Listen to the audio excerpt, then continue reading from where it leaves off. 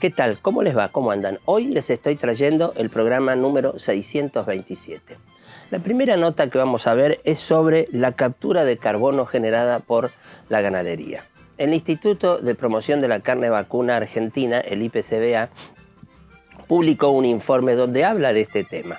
Uno de los colaboradores de este informe es el investigador Ernesto Biglicio, que él trabaja en el CONICET. Escuchemos qué nos comenta. Hay un balance de carbono en los sistemas de producción. Por un lado está lo que se emite, lo que emiten los animales, en este caso los bovinos de carne, en el caso que más interesa al IPCBA. Y por otro lado hay un proceso de captura de carbono que generalmente se da a través de vegetación, de vegetaciones como los bosques, los arbustales, los pastizales, las pasturas, todo lo que es tierras de pastoreo.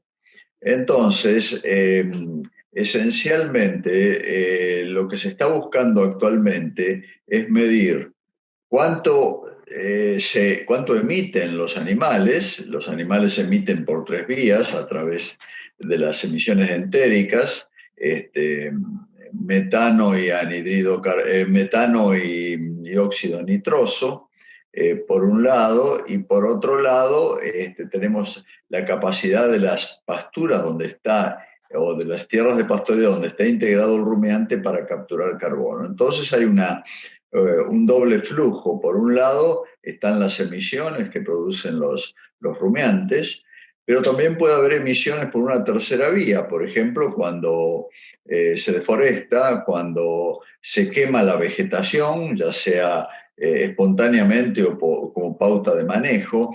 Hay distintas fuentes de emisión y distintos sumideros de captura. Las emisiones naturalmente juegan en contra de la ganadería en el sentido de que hoy se ve a la actividad ganadera o se la intenta penalizar en función de las emisiones que producen, particularmente el ganado bovino.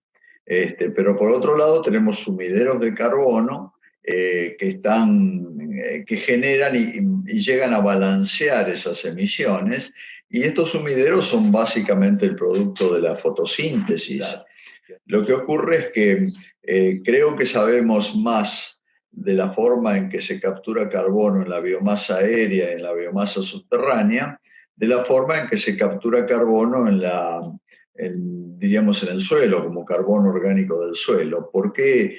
Y bueno, básicamente porque en el país no se han realizado una cantidad significativa de mediciones que permitan valorar este tipo de insumo de carbono al sistema de producción en forma confiable.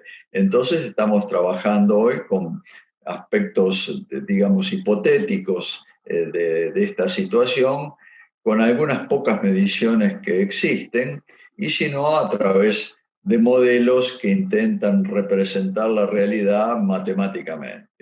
Los europeos han diseñado, digamos, sistemas de producción y métodos para evaluarlos, que de alguna manera los han universalizado, y a veces no se evalúan nuestros sistemas de producción con las metodologías y los enfoques que ellos utilizan. Y en general, la forma en cómo nos miden estos enfoques y estos métodos que aplican los europeos ignoran esa fase, esa característica que tienen nuestros sistemas de producción.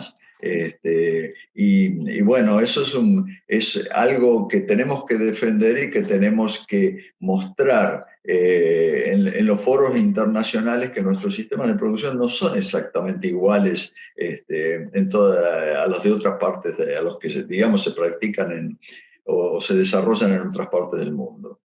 Bueno, yo he hablado únicamente de lo que es el balance de carbono, pero también una forma de evaluar a nuestros productos, por ejemplo la carne, o puede ser otros productos como la soja, el maíz, el trigo, se pueden evaluar también en base a la huella de carbono, que es un método distinto, completamente distinto de evaluar, que ya no miden en función del sistema de producción, sino de la tonelada de producto que se produce. Así, de esa manera, por ejemplo, una tonelada de carne que llega a digamos, a una góndola europea, se le hace un cálculo de la cantidad de carbono que ha emitido en cada uno de los eslabones que integran esa cadena de producción. Era simplemente eso lo que me gustaría agregar para no, digamos, no crear la idea de que hay una sola manera de mirar la problemática del carbono. Remates Ganaderos Chaqueños anuncia el segundo remate anual Villa Bertet. Abasto, conserva invernada, a realizarse el jueves 30 de septiembre en la Sociedad Rural de Villa Bertet. Horario 14:30 horas, sin presencia de público general, solo compradores acreditados. Consignataria, Ivano Farrell, SRL. Organiza Ministerio de la Producción, Industria y Empleo del Chaco, Gobierno de Todos. Rodeo Vet, brindamos soluciones al productor ganadero con un servicio veterinario confiable. Aceptamos Mercado Pago y tarjeta tuya PYME Rural. Haz tu pedido por WhatsApp 3624 61 23 71. Cerámica Ruta 16 SRL, construyendo sueños.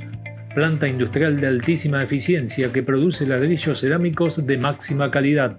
Gran variedad de diseños y medidas para todo tipo de obra. Única fábrica que trabaja con hornos a gas natural, logrando una cocción muy pareja, añadiéndole mayor calidad al ladrillo. Desde el Parque Industrial de Puerto Tirol distribuye a toda la región del NEA. Dirección Ruta 16, kilómetro 24,5, dentro del Parque Industrial de Puerto Tirol. Sucursal Fontana, Avenida 25 de Mayo, 4552. Ahora, el médico veterinario César Fiel nos va a hablar sobre el control parasitario sustentable en bovinos. Escuchémoslo. Básicamente estamos hablando de un problema que ataca a animales de recría, básicamente entre el destete y el año y medio de edad, donde la cosa es bastante problemática, sobre todo porque estamos hablando de pérdidas importantes.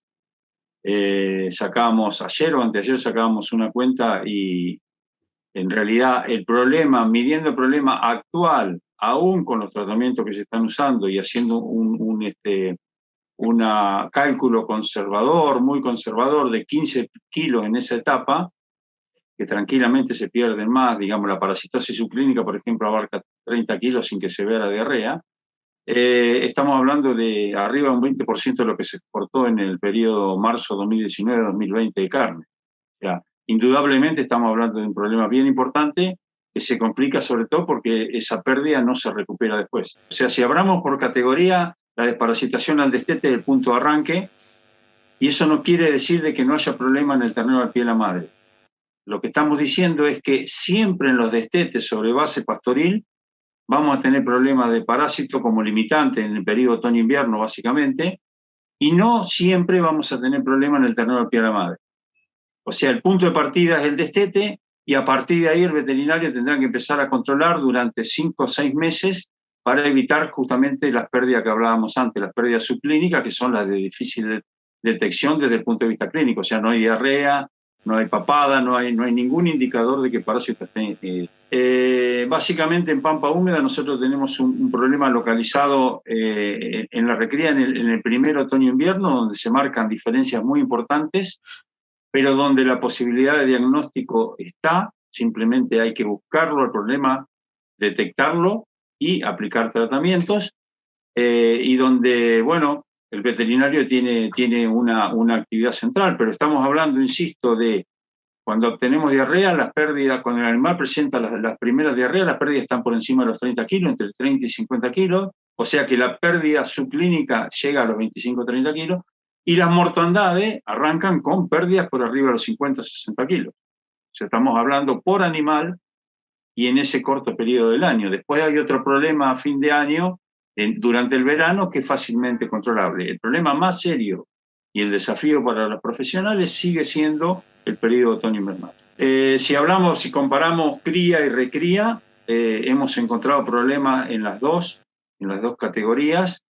Siempre el problema es menos grave en la cría porque lo que se hace, hay una menor frecuencia de tratamiento, pero te diría que en las dos podemos tener la posibilidad, por lo tanto, habría que detectarlo, pero básicamente, para empezar a realizar un control parasitario, hay que establecer el grado de eficacia de cada uno de los 4 principios activos que tenemos hoy en el mercado. O sea que, para empezar el control y poder decidir, cada vez que se decide un tratamiento, tenemos que saber qué antiparasitario funciona y qué antiparasitario no. El control sustentable, que es un programa que nosotros empezamos en el 2011, la idea es tener la base del conocimiento de la enfermedad, cuándo actúa, en qué condiciones actúa, por un lado.